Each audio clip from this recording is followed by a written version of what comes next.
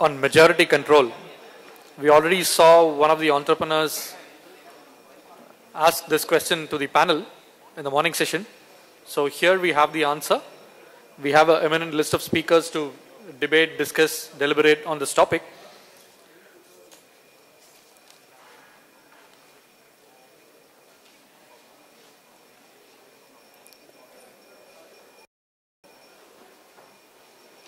Naina Krishnamurthy, Managing Partner, Krishnamurthy & Co. Naina established Krishnamurthy & Co. in November 1999. At the firm, she counsels various organizations on corporate law and governance issues in both routine and extraordinary transactions, including mergers and acquisitions, IPO, recapitalization, asset sales, dividend, stock repurchases, charter and bylaw amendments, preferred stock designation and dissolutions. She has substantial legal experience in respect of corporate restructuring, corporate governance, and offshore jurisdiction. She has advised corporate boards and special committees on governance issues and in connections with complex transactions. She is a graduate from National Law School of India University and was recruited by Arthur Andersen in Mumbai, where she provided advice in the areas of business law for 3 years. Afterwards, she worked in New Delhi with a leading law firm for about a year, where she was in charge of some very high-profile investments into the country in the power and telecom sectors. Naina is the author of numerous articles on various aspects of corporate and intellectual property law and is a frequent speaker regarding current corporate and intellectual property law practice and developments. Naina has substantial legal experience in corporate restructuring, offshore jurisdiction, tax structuring, etc. Naina has advised the central government and the government of Andhra Pradesh on establishment of a fabrication facility for the semiconductor industry in India. She has been appointed as co-chairman of the Grievance Board of Infosys Technologies as well as Infosys Limited. Naina would be the moderator for this panel. We welcome you on stage, Naina.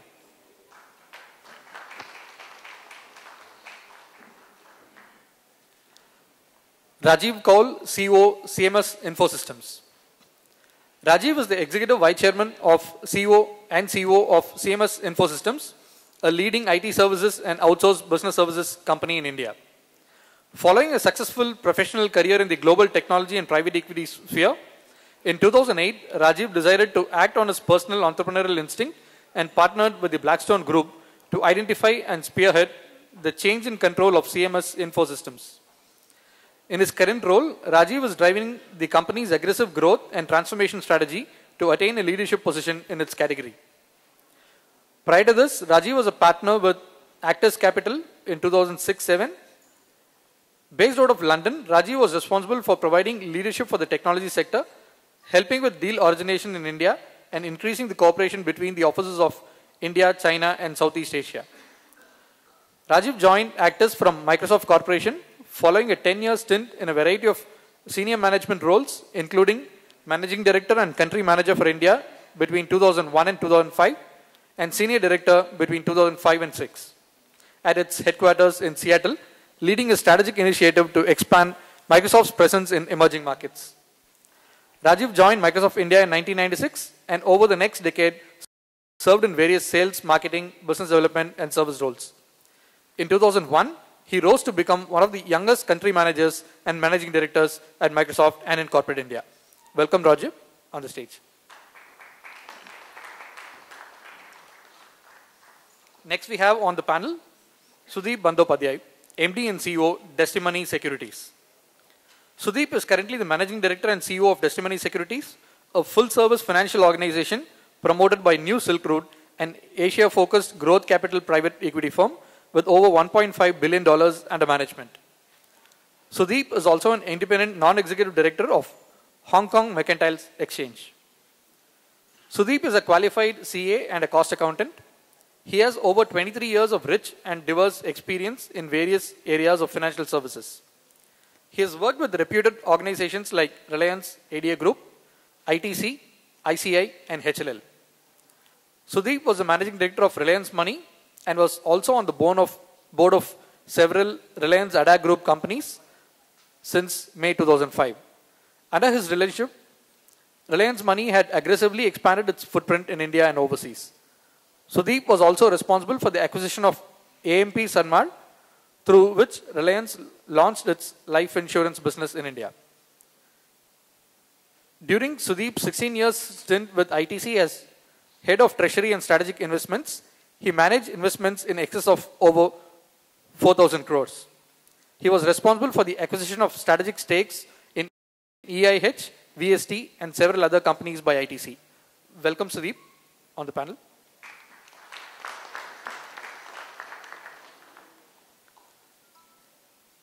We have Vikram Narula, partner India Value Fund, join us on the panel. Vikram joined the IVFA team in March 2000 and is based in Mumbai.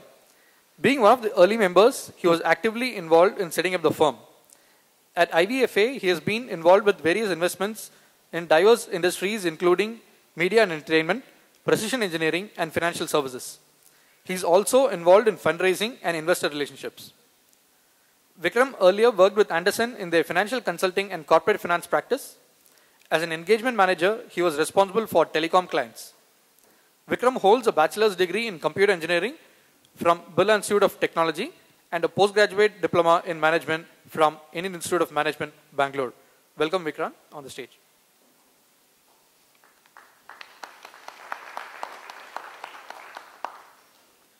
We have Robert Brown, MD, Lincoln International, joining us on the panel. Rob leads Lincoln International's Business Services Group. He manages key client relationships, leads deal teams, and is active in marketing the services of Lincoln International. As a member of Lincoln International's management committee, Rob also leads the firm's overall recruiting activities and is actively involved in the firm's international operations. Prior to joining Lincoln International, Rob spent 8 years with Pricewaterhouse, an international accounting and professional services firm in New York and Chicago offices. His diverse experiences include management positions in Pricewaterhouse Investment Banking subsidiary and the Transaction Services Group, which provided due diligence, structuring, and valuation consulting services to private equity groups. Robert is an MBA from Columbia University Graduate School of Business and has a BS in accounting from University of Illinois at Urbana-Champaign. Welcome, Rob, on the panel.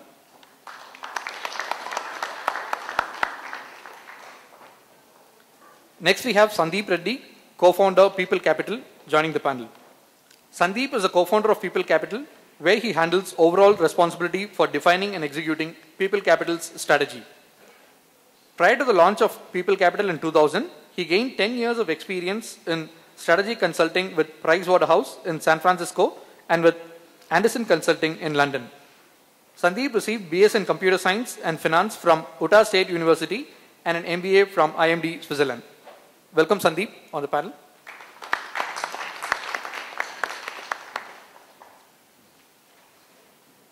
I request Naina to share a few words to set the stage for the panel discussions. Thank you. Good morning, ladies and gentlemen. Just wanted to give you a little bit of introduction to just to put buyouts in perspective in India. 2011 Venture Intelligence report says less than 5% of the total PE deals were buyouts. This, when you compare it to the global numbers, where you're looking at a 40% of total buyout deals being buyouts, and and the value of those deals, where it has reached about 56% of the total value of deals are buyout deals worldwide. So when you look at the numbers in India, they are minuscule when you compare it to the worldwide deals that happen. Why are buyout deals so less in India? Is it because there's a lack of buyout houses? I don't think that's true, because we have one of the majority stakeholders in a lot of funds, in a lot of companies with us here on this panel. We have buyout funds like Blackstone, Actis, ICICI Ventures, who are all buyout specialists. So what could be the reasons for why buyouts in India are so less in number? There are a number of reasons, and that is one of the things that we are going to discuss on the panel today. One is, some of the reasons that I keep hearing all the time one is that there is lack of professional management teams which are required to run and operate companies when buyouts happen? Second is India still a growth market? Third is promoter stakes. Promoters are very wary of giving up their stakes for, leave alone valuation reasons, but sentimental reasons in India. And finally, is our regulatory framework a huge hindrance to buyouts in India? These are some of the things that we are going to examine today on this panel. My co-panelists represent advisory, fund, and industry views on the concept of buyouts in India. So I'd like to start this discussion with a general question to the panel. Ready for buyouts today? Are we a country that is primed for buyouts, or are we still a little ways away from it?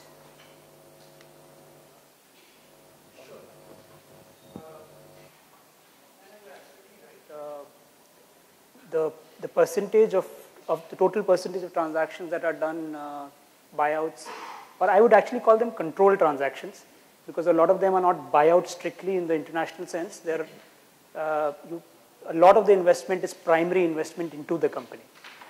So controlled transactions continue to be a very small percentage, though when I really look at the last 12 years of our existence as a fund in India, I think there is much greater recognition of this as a product today than it was in 2000 when we got started. And that's happening because of the emerging ecosystem. I think any new product like this requires an overall ecosystem. You talked about one aspect of the ecosystem, which is the management teams.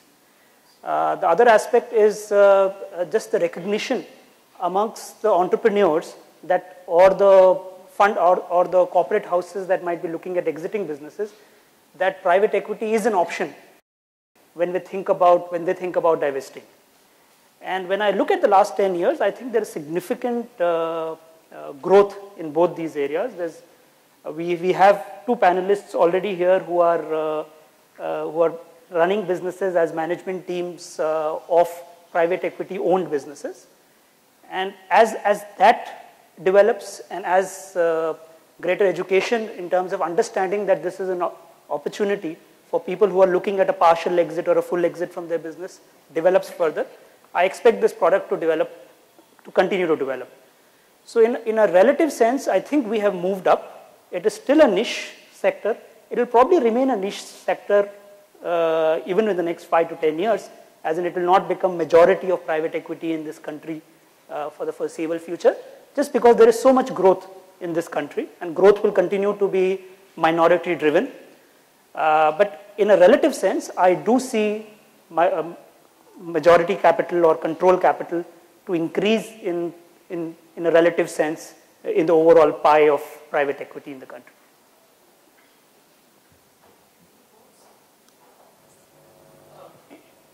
I think more or less agree with what Vikram was saying.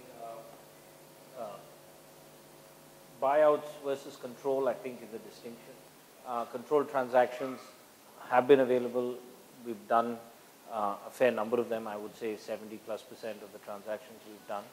We back management. I think our bias stems from the fact that legal implementability of contracts in this country is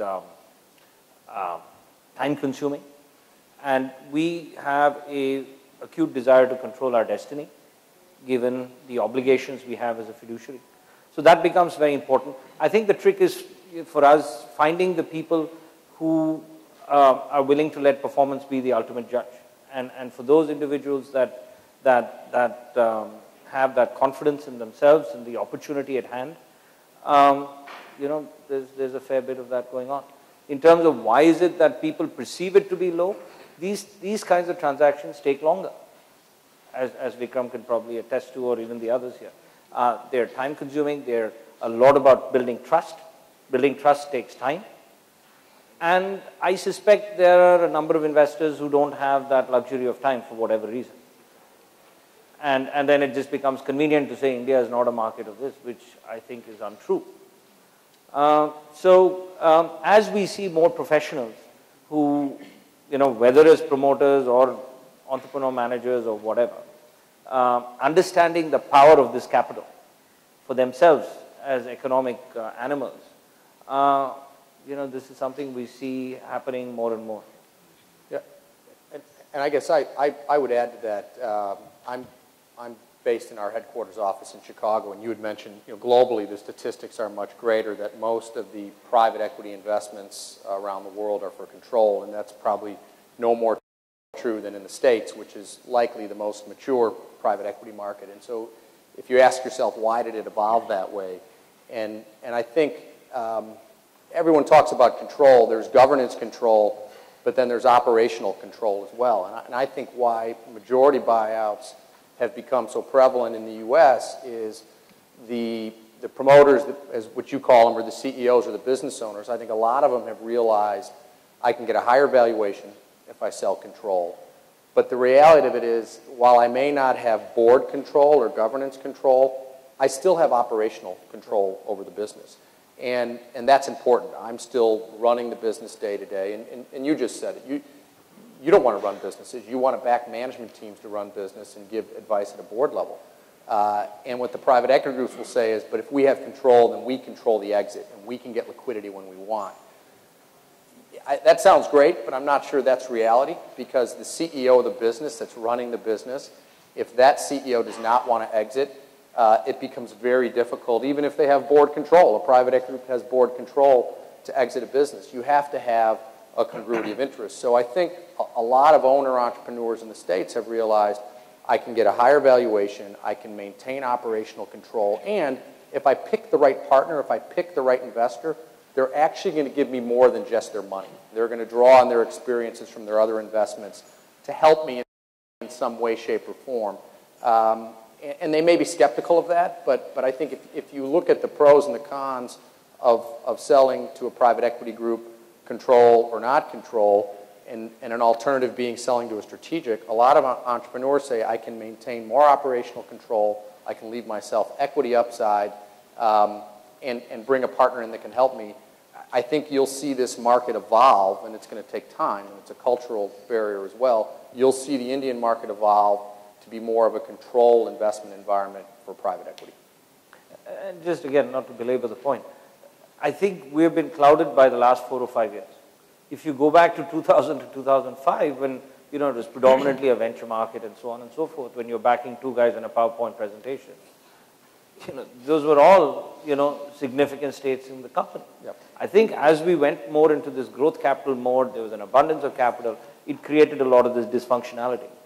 And then that, perception becomes reality. But, In fact, if I may add my take on this entire thing, I think India is slightly different than the mature markets of US and some of the European markets. I think we have to very clearly understand there are 2 categories of animals. One is the promoters, the other is the professional management. Somewhere I think the private equity deal buyout structure works with the professional management much more smoothly.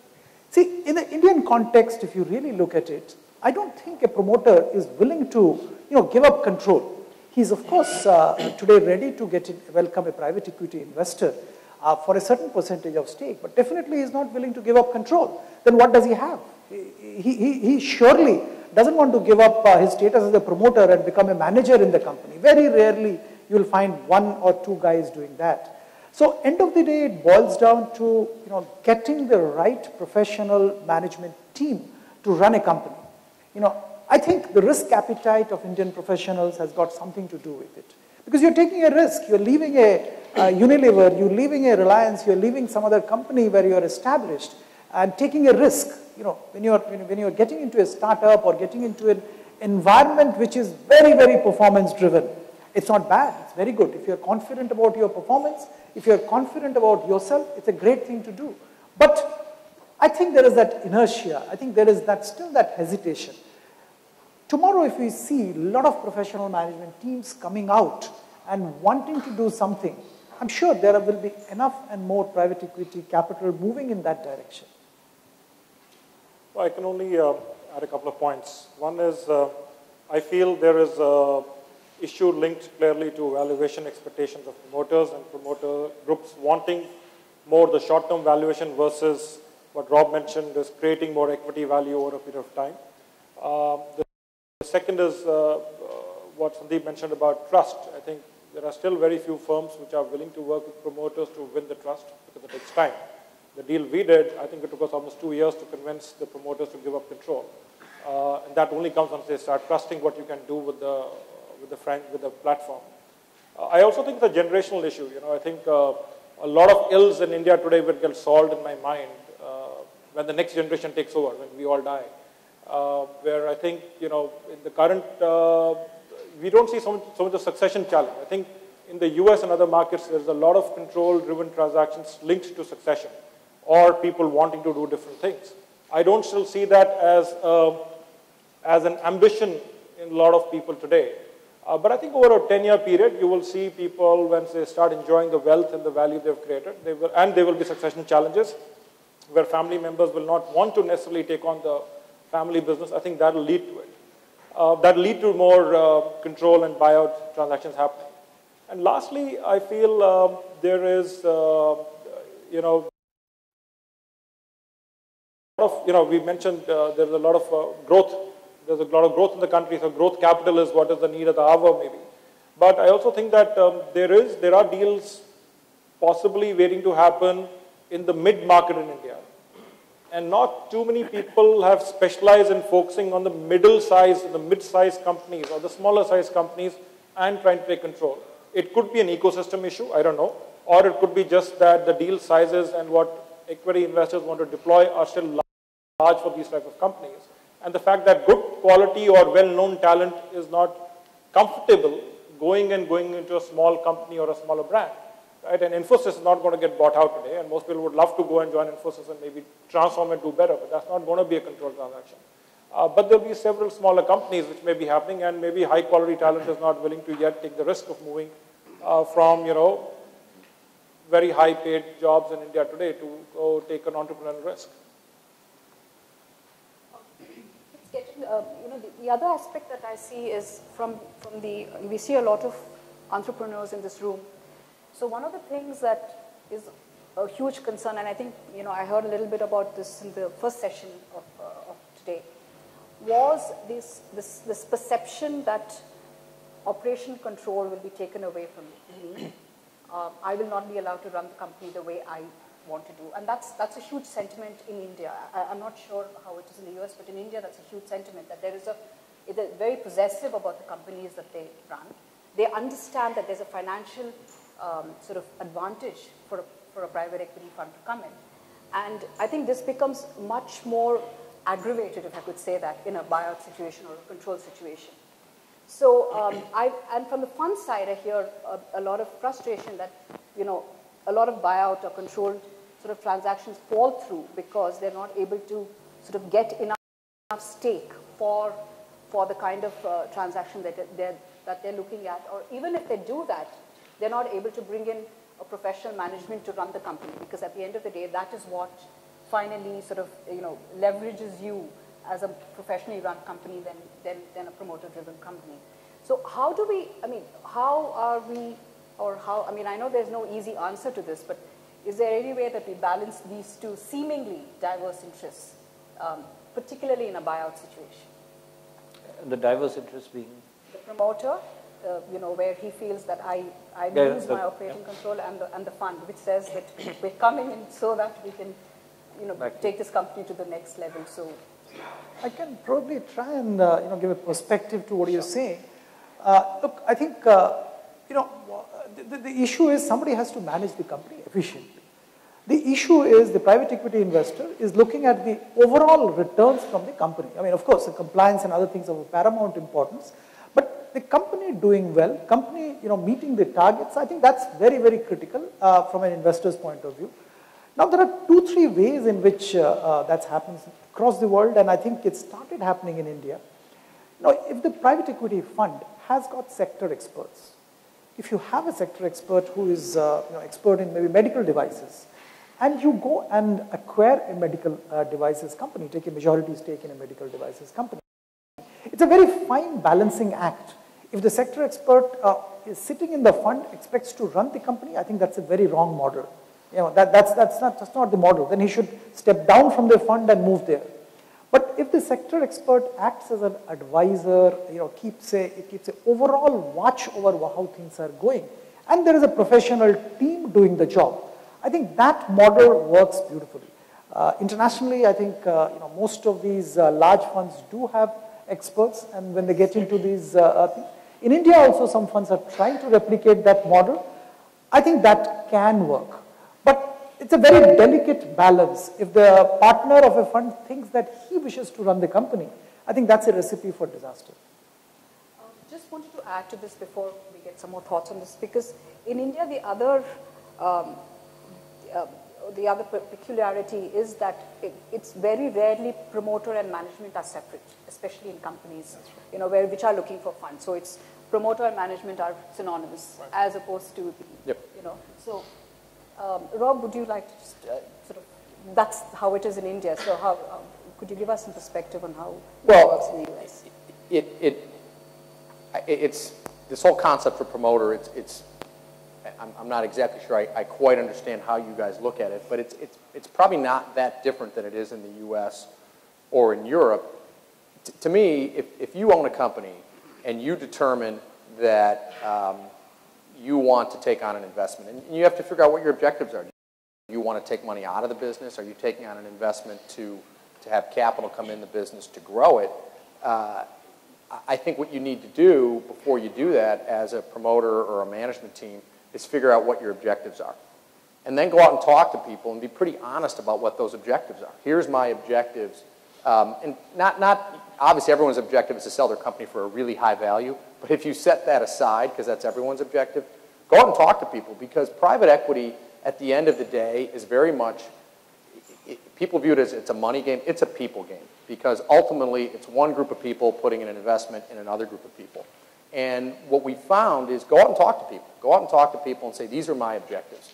And talk to various investors, and then start figuring out which group of investors can best address my objectives. Because private equity's goal and their view is they want to create a structure that creates a congruity of interest between the shareholders and management. And the promoter sits in between that because they often are a shareholder and their management. And so, and value is always important, but what we find over time, particularly in a market as efficient as the US market, we may put 5 private equity groups in front of a company and management's going to sell. And I would say less than half the time they take the highest valuation. They take a good valuation, but say, these guys actually, there's a congruity of interest of my objectives and their objectives. And I've gotten comfort that they're not going to micromanage my business, that this general partner is not going to come in and manage it. Or they have some operational resources that can help me grow my business. So, again, I think this gets to the view of management wants operational control. They're less, and private equity wants governance control because they feel like they can control their exit, they can control their capital. And private equity, when done right and when done successfully, you spend time making sure that there's a congruity of interest there and that the objectives align, the timing of objectives, the plan to grow the business aligns. I think the question of how do you, if the objective is, hey, over time we need to more professionally manage the company, or we need to add bench strength to the company, I think a private equity group needs to be upfront about that, because if they do the deal and then they come in and say, we want to change management, and the promoter didn't want to do that, it's going to be a recipe for disaster. So again, it's a financial game, but ultimately we found private equity is a people game, and the most successful private equity groups, they get that and they focus on differentiating themselves on their approach to investments, because everyone's money is the same color at the end of a transaction. Yeah, you know, I have a slightly different point of view on the original question that you asked, Naina. I think if you, and we've spent some time obviously thinking about the control product deeply. And I think when positioned right and when understood right, there's an incredible congruence of interests that is possible between the entrepreneur and the investor in a control product. And let me give you some examples of what I mean. And we talked about the mid-market earlier, Rajiv mentioned that. So the typical entrepreneur in India, who's running a small to medium business, looking to scale it up, struggles at times, and often I would say, for either capital, but along with capital also often struggles in getting the enablers right for his business for scalability, by which I mean getting the right kind of management team by his or her side. It's struggle in doing that. Struggle in doing that because they're not used to doing that. They would have 10 years of history where they would have pretty much run their business themselves. They would have made all the calls on buying, on customers, on transactions, everything. To make that transition is not easy. And along with that transition, you also need the money. So if there is a person, if there's a fund house that you have right chemistry with, which tells you that from now on, for the next 5 to 8 years, we'll work together, you don't need to worry about capital. Capital would be the responsibility, as long as the company is performing, would be the responsibility of the fund house. Either equity they'll probably provide themselves, debt they're in a position to get from other people, one. Secondly, we have these people in-house or as advisors, often in-house in our case, who have built businesses in the Indian context and institutionalized them in the Indian context, have taken their small businesses to large businesses in the past, and they will be available to support, to guide, and what are the contours of how that guidance will work is something we will sit and agree upfront. You can get into a very difficult situation if you go in assuming that there will be a lot of operating control with the entrepreneur and you try and change that mid-course. But if you assess the company properly upfront, objectively, and say, look, this is a business that requires a professional CEO, and if you agree that upfront before you make the investment, then I think life can be a lot smoother. It doesn't mean that, that there won't be kinks subsequently, but you can do that a lot easier. And some of those issues that the entrepreneur are struggling with becomes a joint responsibility of a sort between the fund and the entrepreneur. And the third thing is, of course, as part of the transaction, the entrepreneur can even de-risk himself or herself a little bit. You know, there would be typically a secondary component to a controlled transaction. They would take some money off the table.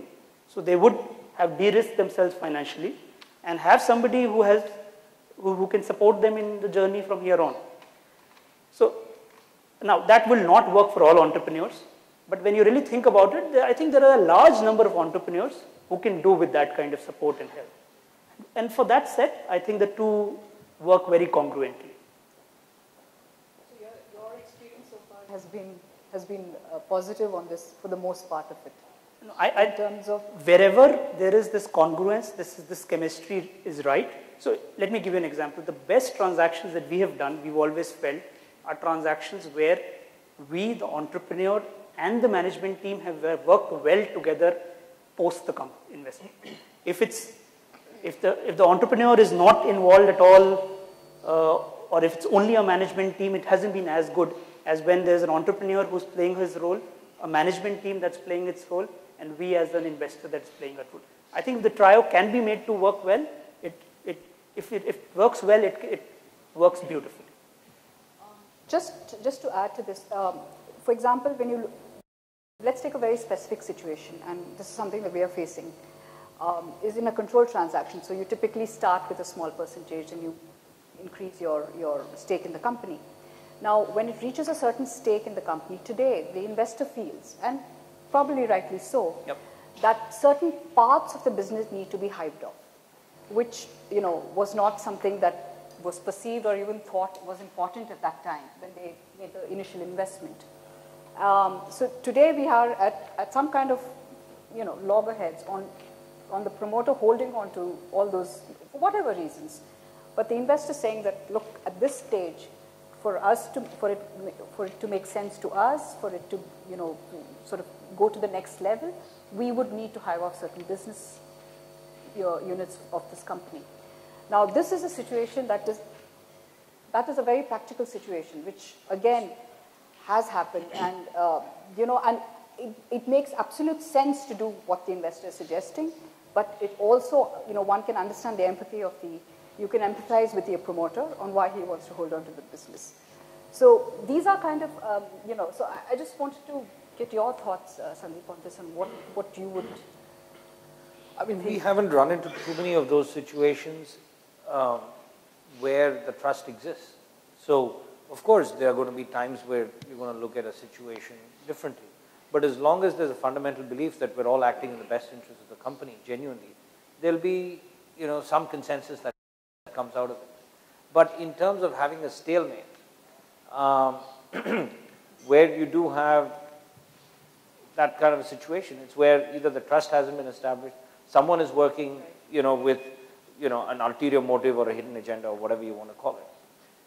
So, we've rarely come across that kind of a logjam per se, if all the other planets were aligned, where people are just agreeing to disagree. But I think, No, sorry, I can just add, I can't quote enough the instances, but I think it goes to trust. It goes to first about the foundation of trust. I think it also goes to the fact about what is the alignment. When the deal is happening, obviously there's alignment on the deal happening. Right? People all want to get the deal done. What happens post-deal is very important. And most critically, during exit time is actually when you really know if people are aligned or not. And that's where most things start falling apart, whether it is a controlled transaction or it's not a controlled transaction. But the simple way to think about it, my Buddhist way to think about it is simply saying, this is a partnership, right? So like in any partnership, like in a law firm partnership or a financial firm partnership, you will have some give and take and you will have to navigate your way through some of it. But in control deals, I'm assuming there is a management team, which is a professional management team. If the professional management team feels that is the right decision because it frees them up to focus on the other core parts of the business, or it releases some capital for more efficient use to build the remaining parts, I think between them and the investor, they will have to push that decision through with the promoter group. And going to your original question, I think what I feel where the challenges arise, based on my limited knowledge in this sector for the last 3 or 4 years, is that owners and promoters usually have a very clear short-term goal, and they have a very clear long-term goal, which is, I want to do this with the company. I want to make so much money. I want to create this brand. I want the brand to be on buildings or hospitals or charity. The private equity ownership usually is very clear about the midterm goals. Right? So in my mind, if you get these, midterm, you talk about a 4, 5, 6, 7 year horizon, because they have analyzed the markets, they've looked at the competitors, they've looked at different markets, and they sort of have a very good view where they can take this business to. So if you can sort of put these all three in the same plane, I think it is a match made in heaven. However, as you said, a lot of times these issues come up during either the whole exit or during, brand name. Do we sell the company to a strategic? What happens to the name I created? Or during selling some of the assets which are not maybe core anymore. Right? And Indian firms have a very good track record of managing multiple businesses, unlike the US, where you stick to the core and you'll say, this is my core, I want to get rid of the rest. Only a GE or some companies get away with, managing multiple lines of business. Here, I think entrepreneurs are very smart about using their entrepreneurial acumen and their connections and their navigating the regulatory issues. And that skill is irrespective of business. They will do this in healthcare, they'll do it in telecom, they will do it in financial services, and it sort of works. Yeah, in fact, I think the situation you are referring to is, it's not a complete disinvestment. It's in between the private equity guys want to exit some of the assets, maybe for increasing the value of the business or things like that. I can remember one instance which is playing out right now in front of us. This is that the French giant retailing company, Carrefour. Carrefour, the private equity investors want the company to get rid of all its real estate assets. The management is not convinced, and management is kind of resisting that move. It's kind of a stalemate. They changed the CEO about 15, 20 days back, and the new CEO is on board.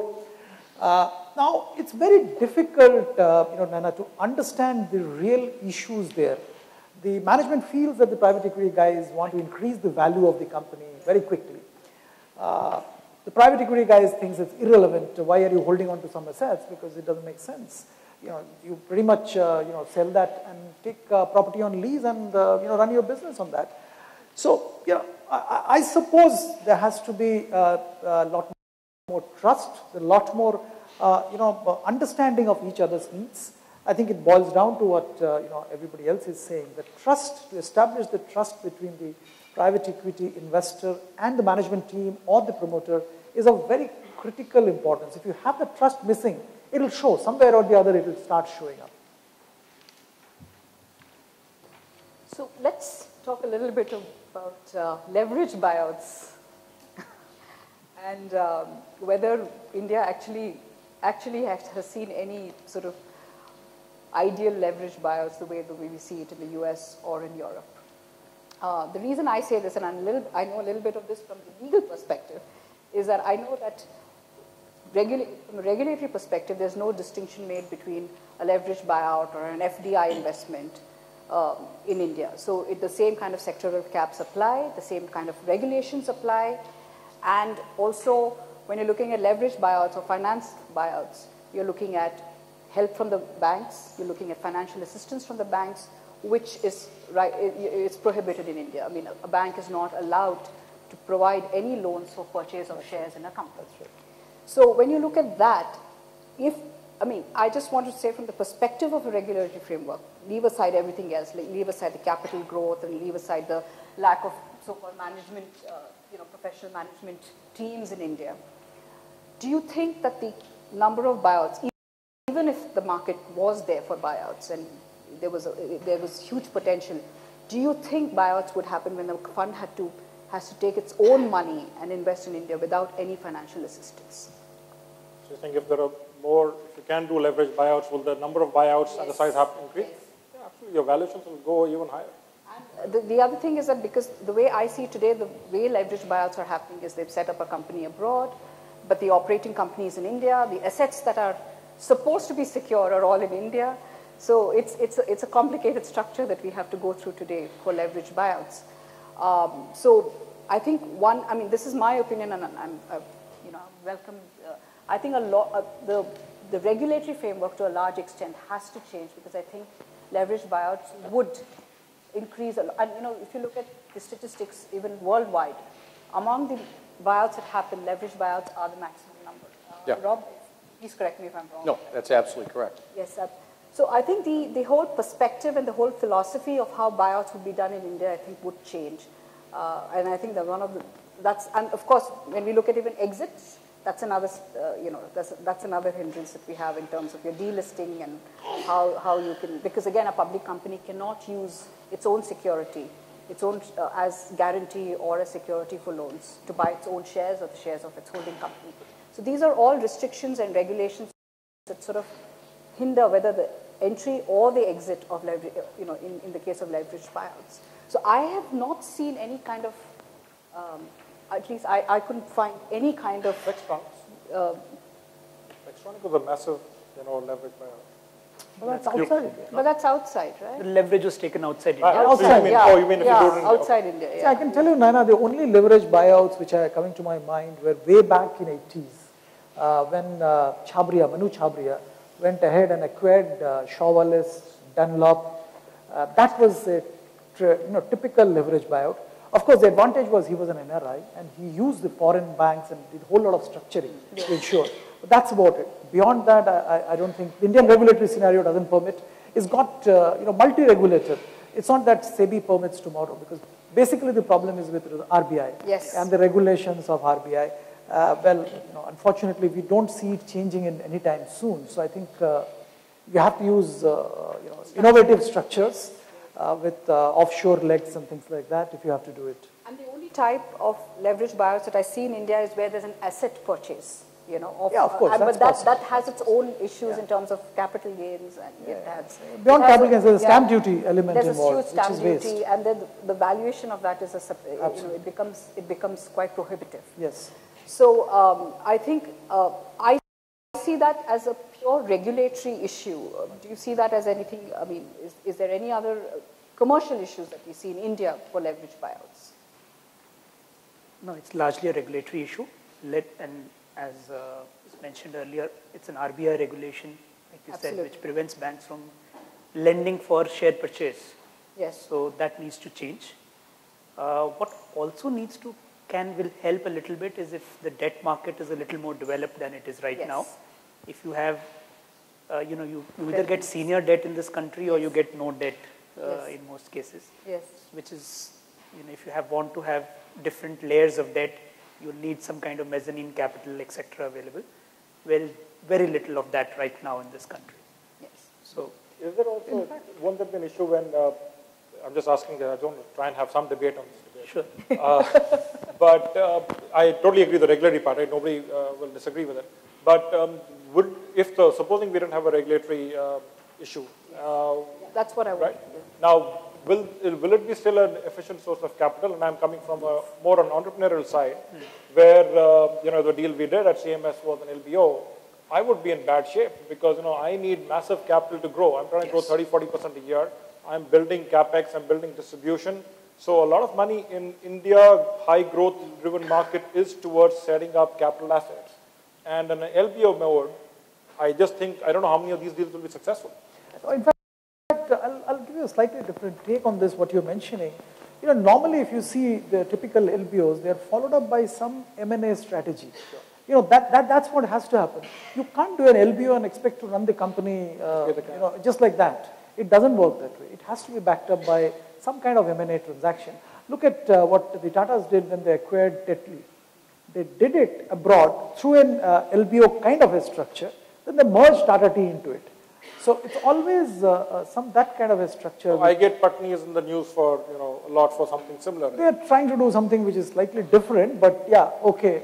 It's not that, but something. But I mean, that company I wouldn't worry because they don't need a lot of cash. They don't need that much of cash. They don't need the cash, so they're fine. Right? Just one more point I wanted to add on the regulatory part. You see, there are some innovative structures which were being done, whereby you move the assets, because you said some of the assets, move the assets into a subsidiary or something like that, borrow there, and then do some kind of sale. But again, the regulation has changed. Even there is a stamp duty. When you're even using the High Court demerger route for moving out, even there the stamp duty is now getting attractive. So, structurally it's becoming more and more unviable now as far as India is concerned.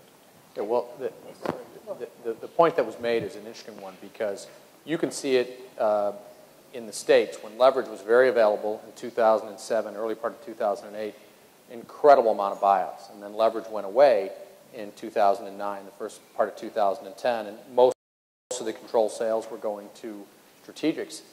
So leverage, to the extent, and I'm not as familiar with the Indian regulatory environment as the rest of the panelists here, but if you set that aside, and if leverage increased, and even 10 years ago, you talked about the mezzanine market. You used to have a senior debt market and a mezzanine market. Well, now there's second lien paper, there's unitranche paper. I mean, there's lots of structures of the debt capital in the market, but leverage is great. It's going to result in more buyouts. It's going to result in higher valuations. But I think and there was a correction of this in the States. We've seen in the last year and a half, if you went back to kind of 2006, 2007, 2008, people took the highest valuation. That valuation was juiced up by leverage. They took that valuation. When the markets turned down, they didn't have any flexibility. They didn't have flexibility to grow. They didn't have flexibility to stay afloat. And so in the market we have today, when we're working with companies or entrepreneurs that are looking to sell or do a buyout to a private equity group, they're very focused on the point that was made is, am I going to have the operating flexibility to grow my business with this level of leverage? Now, I think we had to go through the pain of 2009 and early 2010. So leverage is a beautiful thing. It leverages up your returns, and the equity can make much greater returns with the right level of leverage. But you're now seeing entrepreneurs and management being much more sophisticated on, hey, I'm going to take a lower value for my business, but I'm also going to have a lower level of leverage on it. And you just wouldn't have seen that behavior before the downturn in the economy. And so you're seeing, I think, a much more educated management teams to understand the benefits of leverage and the downside of leverage.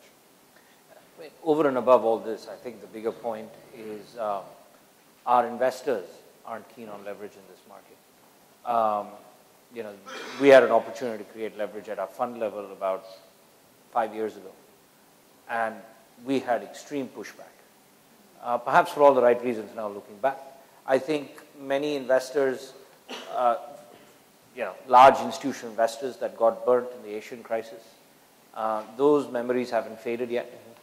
So there's very little appetite for leverage within markets like India, given the volatility. the perception, and as it's playing out right now, that there's enough other forms of risk that are embedded into our asset class, that this is not one more that they want in there. This is a growth market, supposedly is capable of certain, returns. Go make it happen. So the way I see it is the regulatory framework, the way we started this, is not the only culprit for leverage buyouts not happening in India. I mean, there are other factors. There are other commercial factors that all sort of contribute to lack of leverage buyouts in India. I think, I don't know if you have time. Yeah. So I think one final question for the panel. Do you see buyouts as, do you see advantages of buyouts in India today? Do you see buyouts, do you see the kind of, and I'm not talking about just private equity investments, I'm talking about buyouts specifically. Do you see specific advantages that buyouts can provide to the companies in India today, as opposed to just, a private equity investment? So you're saying, if I were the entrepreneur, sell my company versus take on investment and grow it? Is that the question? In fact, I'll just say what Vikram mentioned some time back is that, you see, the SME segment, there is, I think he very correctly put it, that there is a limit to growth which they can achieve on their own.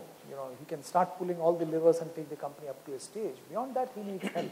And that help is, yes, money definitely, but beyond money, he needs a lot of guidance, professional team. The big issue with SME is that they cannot attract professional managers. Tomorrow, there's a good fund involved. The professional management will be comfortable joining that entrepreneur. So there are compelling reasons. But one must remember the fact that, I think this is definitely there, and I'm sure all my co-panelists are facing it. The promoters, the entrepreneurs, they are very reluctant to give up control. I mean, that's one factor, one must remember that. So, I'm not sure how eager they are to give up control. To my mind, they're not. On the other hand, the professionals are stepping in and they have their ambitions. They want to, run businesses and they need funding. So I think, it's a bit of both. It's not that only entrepreneurs you can go and do deals and a buyout in nature.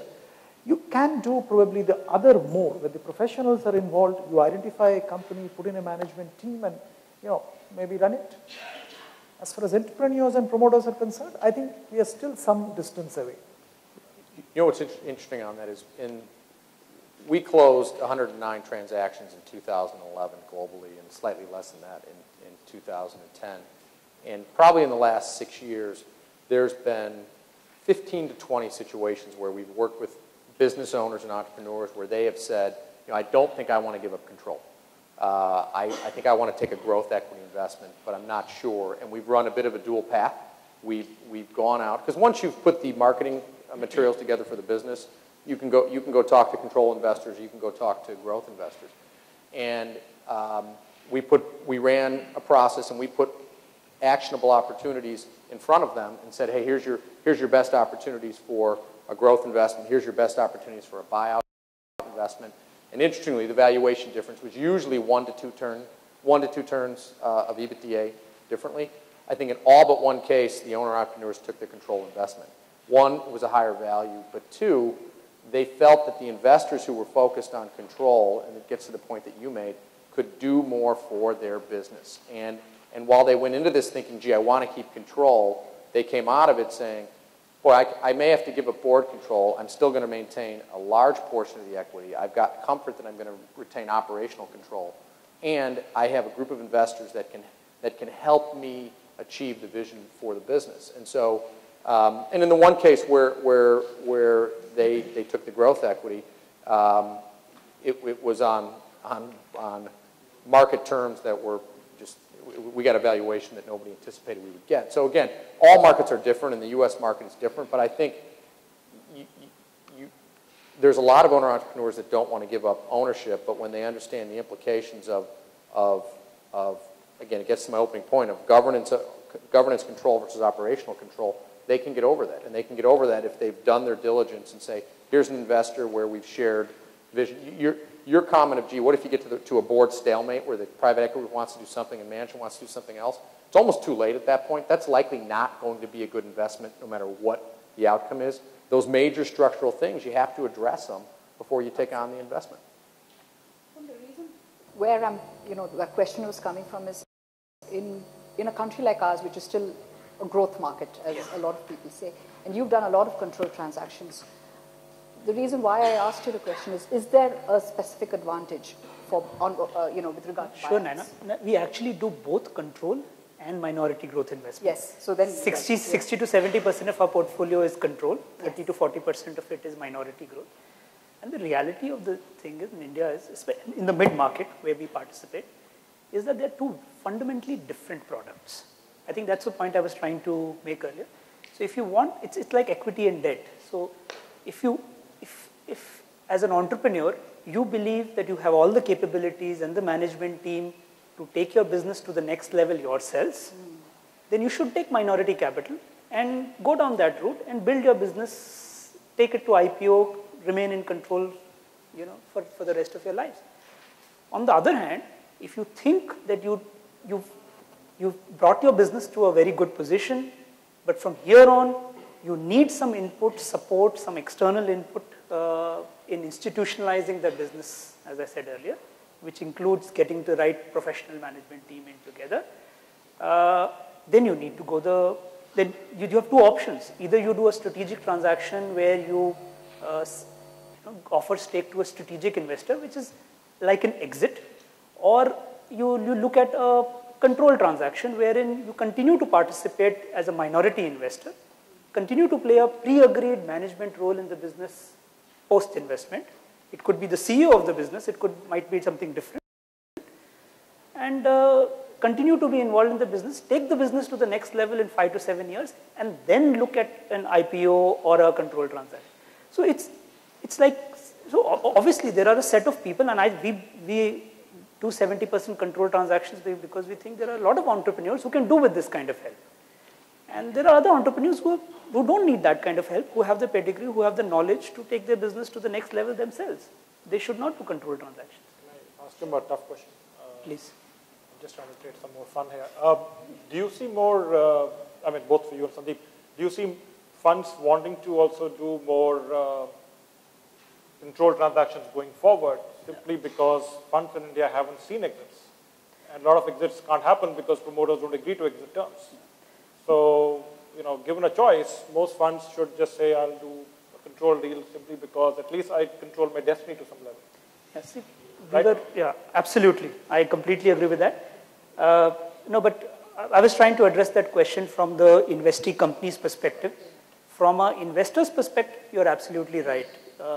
Obviously, when you're a majority shareholder, you have much more control over your destiny, good or bad.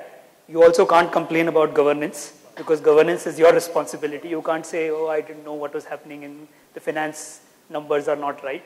It's my responsibility if I'm a controlling shareholder to get that right.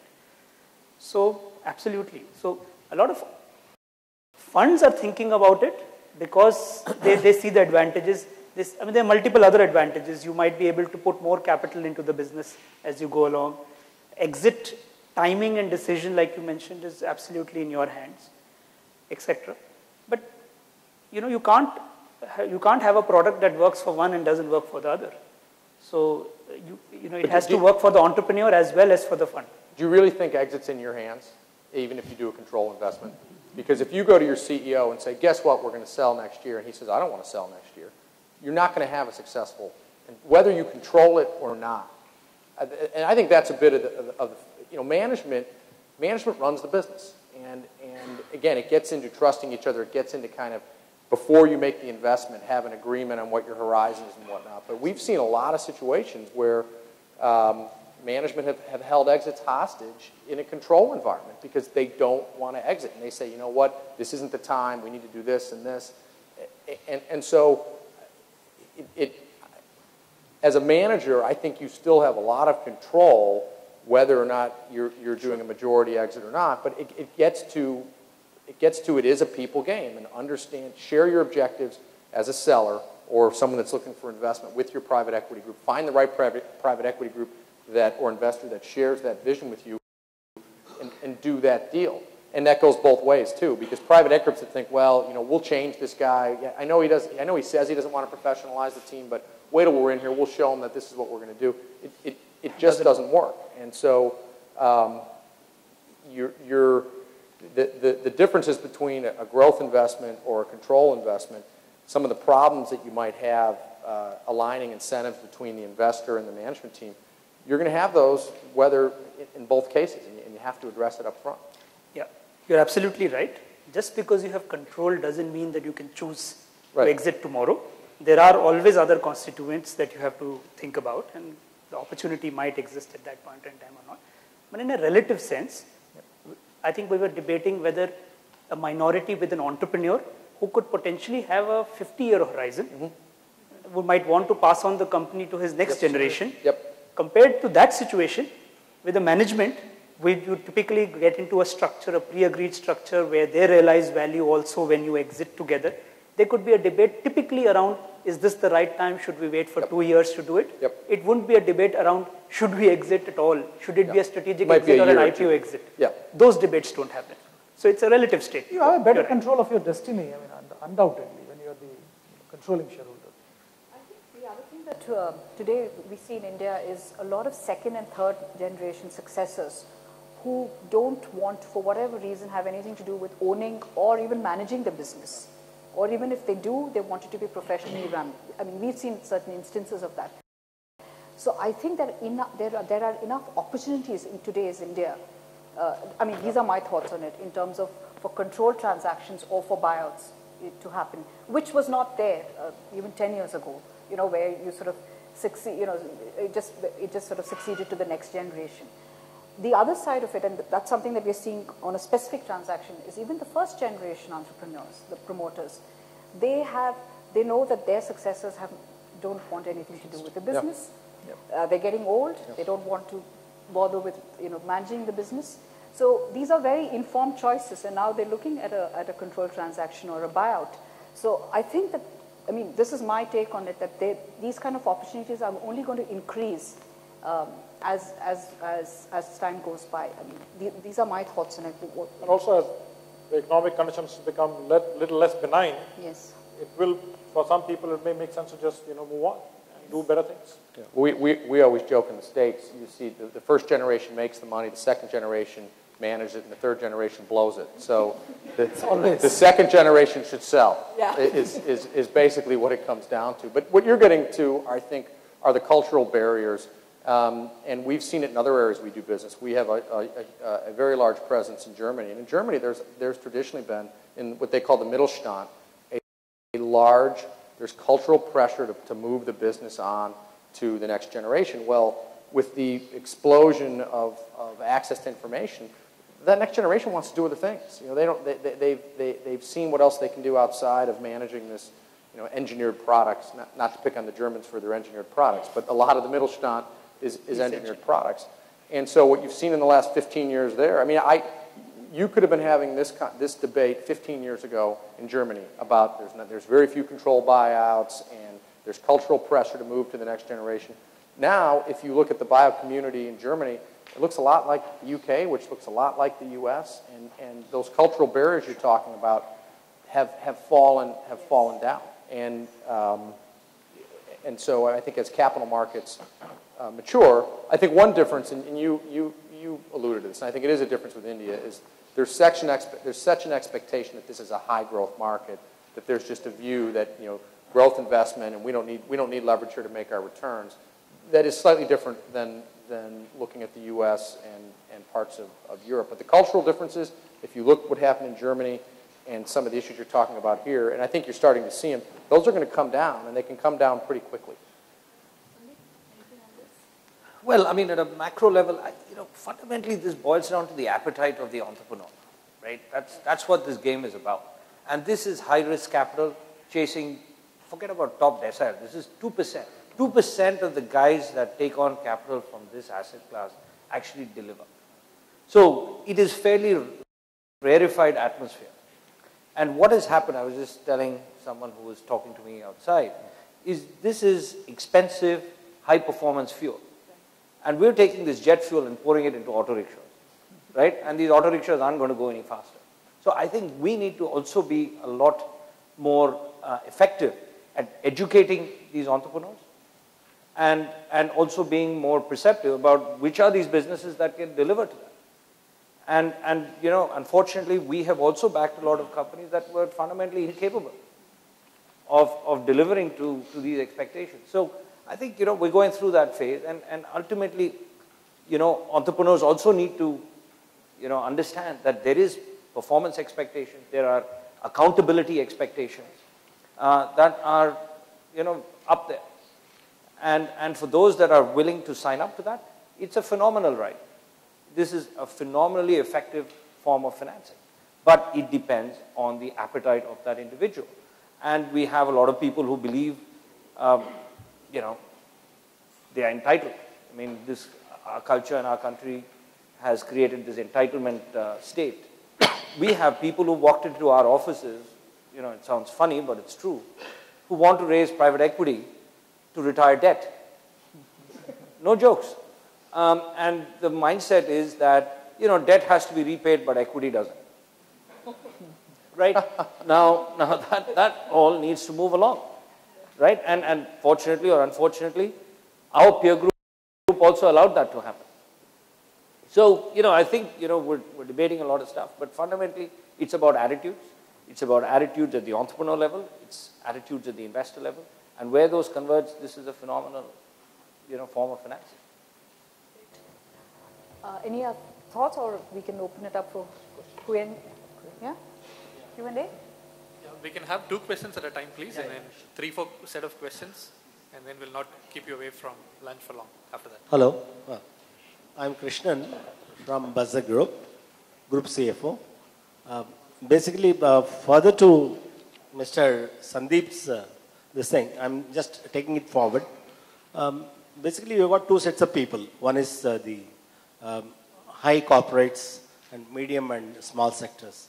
High corporates, you don't have, you know, probably you may not insist on even controlling interest and other things. Probably they're all the categories of write-offs in 8,000 crores, 5,000 crore category.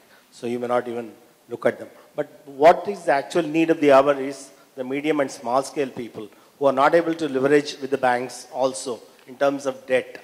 They are looking for scaling up in terms of, you know, maybe in 5 to 10 years time, they are planning a scale up for which the private equity has to support in terms of, you know, equity as well as debt, maybe 70-30 ratio or 60-40 ratio or something of that sort. Because if they go to the bankers, they get, you know, almost like 16%. Sometimes bankers are charging them debt for 16%. Whereas if they come to you, probably you will charge only 20% as private equity. 20, you can have both the products together and take them throughout. Then naturally you will get those shares pledged with you and then take the controlling interest also, by the way. So in the process, you are with them throughout, wedded for 5 to 10 years time. And the scaling up also happens. Trust is already there. Because the high corporates, they don't, probably you will queue up with them. But as far as the small and medium and small scale sector is concerned, probably you can wed along with them. So this is my observations. Any reactions from the panel? Sure. One more question from the lady at the last. Yeah. Hi, my name is Murthy and I'm with ALMT Legal. It's a law firm. I wanted to ask this question actually in the earlier session as well, but I think I can ask it right now. I got a call from a leading law firm in Hong Kong, and one of the clients was interested in investing in a company in India. And the question, they asked me a question saying there's a lot of hesitation in India with respect to investments because of difficulty in exits. So I would like to hear more on all these issues that are faced with respect to exits by equity investors, and what do you think we should do to resolve this perception that is there now, which is, I mean, this perception is going global, like if people in Hong Kong are thinking like this, so we need to do something about it. take one more question and then.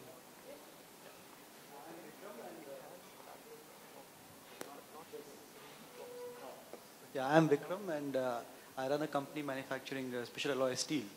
Now, my question to the private equity professionals here is, suppose you enter in at 51% and then the entrepreneur delivers the financial targets which you set in the business plan in the next 5 to 7 years, then would you concede majority control to the entrepreneur? Say you enter in 51% and then you hand over 2% or you from majority control, you move over to minority control provided the entrepreneur delivers to you. Can I? Absolutely. Every deal we do has that. And it's not about majority or minority, we have performance structures. Because we fundamentally don't have a problem. If you can hit the ball into the Arabian Sea, I don't care. Take whatever it takes. Right? So this is a performance-oriented structure. It's performance-oriented capital. Our structures are all designed around that. So we fundamentally, this is not a zero-sum game. Right? If the pie can be grown, absolutely, we share that. But the concept that's missing is, rather than taking that upfront or demanding it upfront, take it on performance. Yes. Right? And just, I think the other point, the gentleman that raised, return expectation. At the end of the day, we're not bankers. This is not, 16 versus 20. I mean, to shed some light, at least our investors obviously come to this country for far higher returns. Right? They're not coming here for, the numbers that you were talking about, fundamentally because of the layers of risk that come within this, this geography and so on. As an example, and I'm sure Vikram is probably not too dissimilar a boat as us, a lot of our capital was deployed when the rupee was around, 42 rupees to the dollar. You've taken a 20% hit just on currency. Right?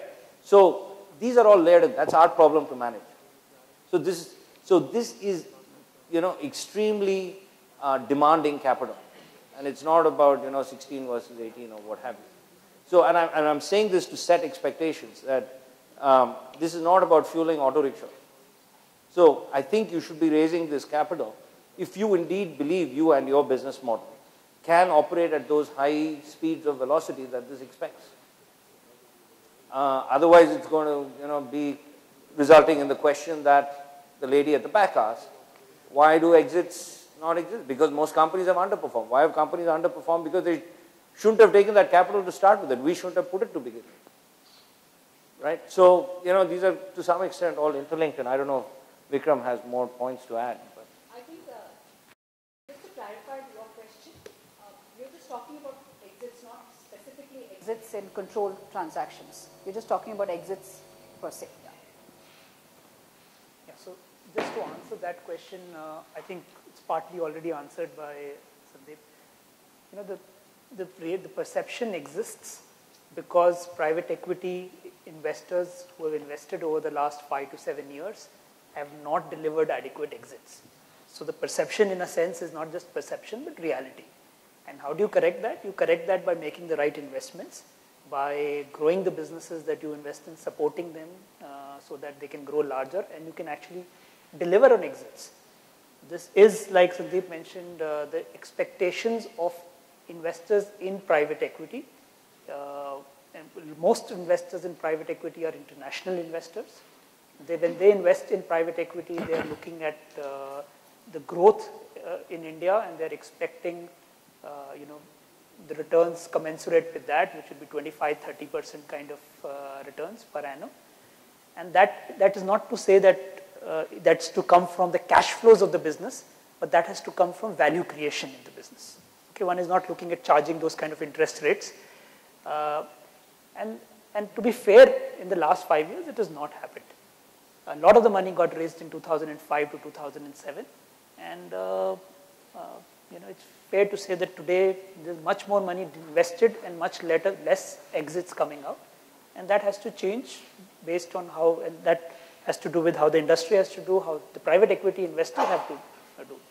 So the perception in Hong Kong is not just a weird perception; it's probably a fair perception, I would say.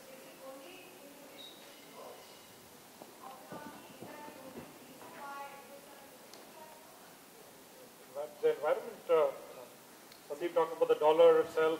Even if you get a good exit, if you're taking a hit of the dollar, you can't think of exiting right now. So the question is getting the right return when you're exiting. If you're not getting the right return, what is the point in exiting? So exits are not happening.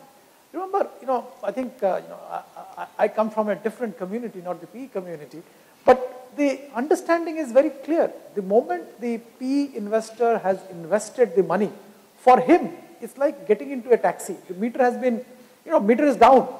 So he has to answer from that day till the time he takes back the money. So for him, meter is running. And that meter is very expensive meter. So as Vikram said, 25% is probably the minimum he should get. Then only he can justify his job to his investors. The next set of questions, probably this can be the last set. Yeah. If you could keep your questions shorter and probably even specify which panelists you want to answer that will be helpful. Myself is Prabhash, representing a company which is manufacturing alcoholic, and I would like to highlight a couple of issues to the panel. When in Indian scenario we see the overall trust level is low in the sense of transparency we are giving to the current stakeholders. In that situations, when anybody is investing in any company, especially in Indian scenario, do we see that as a responsibility from private equity is also to build that trust, then expecting the overall trust should be okay to go ahead? That is the first thing. And second, aligned to that would be that when we wanted to replicate the model we had either in US or European segment, where majority of stakes are controlled environment we are having, and we see problems happening in US, problem happening in Europe. So there is chaos sort of things. Do we need to replicate that model, or should we go ahead with the Indian model? Yeah, the next question. Shorter question. Okay. My question is to actually the fund managers on the panel. I run an investment bank in India over the last couple of years and done a lot of transactions. My question to the fund managers are really the funds team geared up? Are they really geared up for a controlling stake? Because I have personally witnessed in India as well as abroad that as soon as the private equity has taken over the company, over the period of 2 to 3 years, the company has actually gone bankrupt. I can give you hundreds of examples in Germany. I can give you a lot of examples in India where I have worked with a company with 3 private equity funds and it's EBITDA negative now after the takeover. So are the funds really geared up to control and manage the companies, or it's more of a euphoria of having a controlling stake in the companies? Any more questions? We have one more from the... My name is Raja Raman. See, my question is the thing is that, when we, I think he has told the thing is that the private equity is an expensive, fuel and, we have to load it as a... Our question is the thing is that if it is from, compared to a bank borrowed fund, when you are going to a PE, what kind of a value addition which is taking place? If you can see that you cannot find out any kind of a distinct value addition which commands this kind of a high return expectation as such. Most of the times, they become only a watchdog. They are not value adders. They are not navigators. They don't know the business. They know only the financial juggleries and the financial jargons. See, unless until you understand the business actually. See, if that would not have been there, even an entrepreneur would have, see, what is the basic philosophy that a fellow who is investing 8% or 10% to expect a very high growth when the businessman knows very well that he cannot expand beyond this particular kind of a rate growth. So you believed it, which was euphoria, and then you entered it, and you expect the thing is the other person has to run it as it, without your own having a navigation or a value addition. Can I give it a shot? I think these are both very good questions because when you can absolutely very articulately argue that a lot of the problems of private equity is because private equity investors went into businesses without thinking adequately about the business. There's no confusion in my mind about that, and you can always argue that. So, see, the way I think about it, and to answer your question too, any equity stake in a business is a long-term relationship thing. So as the investor would look at doing diligence on the company, I think it's important, as a banker, you should probably recommend to your company also to really understand, spend the time with the investor, understand their management team, understand what operating capabilities they have on their sides before they decide. So the diligence in any marriage has to be done by both partners, not by one partner. And are there mistakes made by private equity? Of course, there are mistakes made by private equity too. So just because you're providing capital doesn't mean that you're always right. And I don't think that's the attitude that most investors would come from today.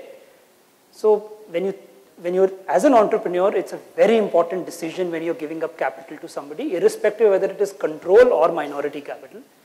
And you need to be comfortable with that relationship. You need to do the work. You need to spend enough time with that partner to understand that partner before you take that call. That's how I would think about this.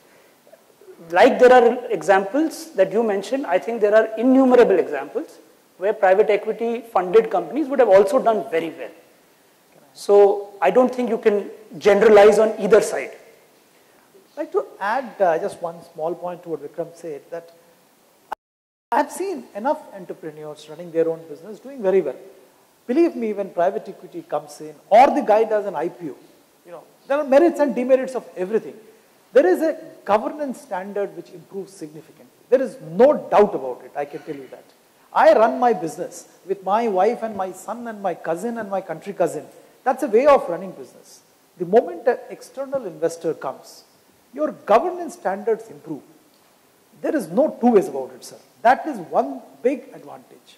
Yes, if the private equity investor interferes with operations without understanding, of course it's not right. Of course the entrepreneur knows more about his business than anybody else probably. So value add should be welcome.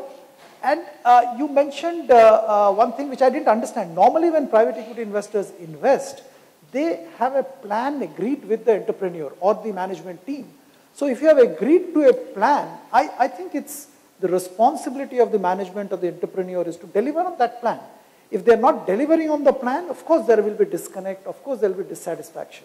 But if you're delivering on the plan and the private equity investor is not unduly interfering and troubling the management or the entrepreneur, I think it should be a happy relationship. No, but you agreed, sir. See, my point is, you have a choice. Private equity didn't go to you and beg for investing in your company. I'm just assuming that.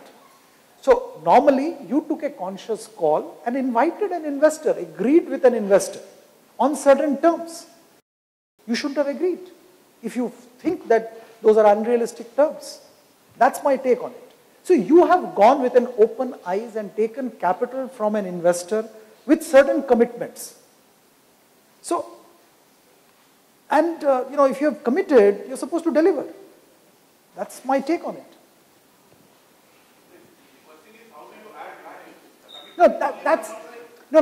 See, look, if they have committed something and they have not delivered, the point I'm making is, you have committed, I'm assuming you're an entrepreneur, you may not be, but I'm saying entrepreneur has committed certain numbers, his responsibility is to deliver. If the PE guy, apart from bringing the capital, has committed to do certain things, he should deliver. All I'm saying is it's based on commitments. And violation of commitment on either side is bad. Yeah, I think we'll break for lunch now. Maybe audience, whoever has questions can catch the panelists off stage, and also you can network. Hope you're back energized after a good lunch and a good networking session.